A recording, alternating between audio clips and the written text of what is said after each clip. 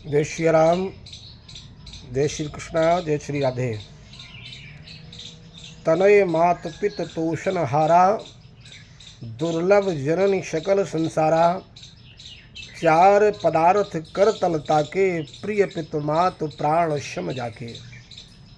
पूज्य गोस्वामी जी कहते हैं, रामचरितमानस में राघवेंद्र सरकार कह रहे हैं, जो पुत्र अपने माता पिता गुरुजनों के तोष को हरण कर लेता है,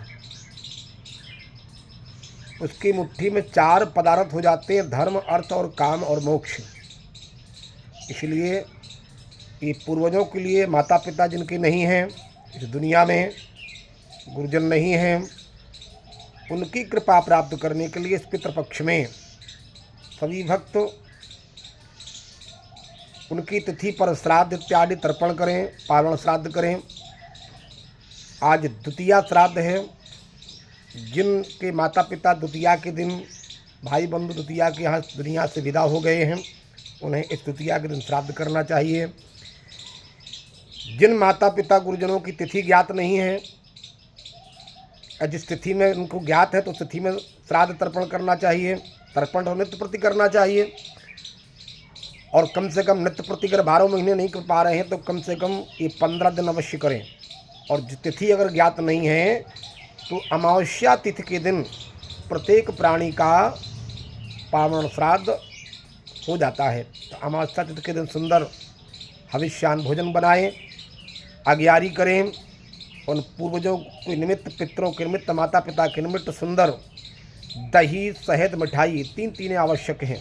दही, शहद, मिठाई थाल में रख करके सुंदर पकवान बना करके पितरों के निमित्त ध्यान करते हुए किसी सुंदर देसी गाय के पास जाएं और जा कर के कहें, जो भी हमारे पूर्वज गुरुजन हैं, माता पिता हैं, मैं उनके निमित्त ये सुंदर गाय को भोजन दे रहा हूँ, और गाय के अंदर से आप स्वीकार करके हमारे जीवन में कृपा करें, कल्याण करें और अपना आशीर्वाद मुझे प्राप्त करें।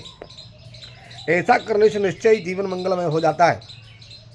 तर्पण करना है तो आप अगर किसी नदी के तट पर हैं तो कुश लेकर के हाथ में पूरब दिशा की ओर देवताओं को और ऋषियों को कनिष्ठिका अंगुली के नीचे भाग से, उत्तर दिशा की ओर शनकादिक ऋषियों को जौ डाल करके, और दक्षिण दिशा की ओर पितृ तीर्थ से यानी तर्जनी और अंगुष्ठ के बीच से कुशा दाब करके, काला तिल डाल करके अपने पिता, माता पिता, गुरुजनों का नाम लेते हुए तस्मै शुद्धा नमः, तस्मै शुद्धा नमः, तस्मै शुद्धा नमः करते हुए आप जल दें, तो ये जल पितृलोक को, देवताओं को प्राप्त करता हुआ और अपने माता पिता को प्राप्त होता है, और अंत में उनका आशीर्वाद प्राप्त तृप्ति होती है।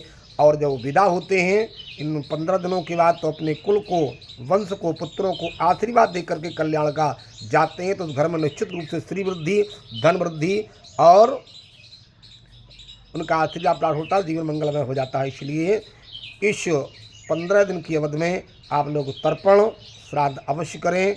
इसी आशा के साथ हमारी शुभ मंगल कामनाएं और भगवान से प्रार्थना करते हैं, पितरों से प्रार्थना करते हैं, आपका जीवन मंगलमय हो और पितरों की कृपा आप सबको प्राप्त होती रहे। हमारी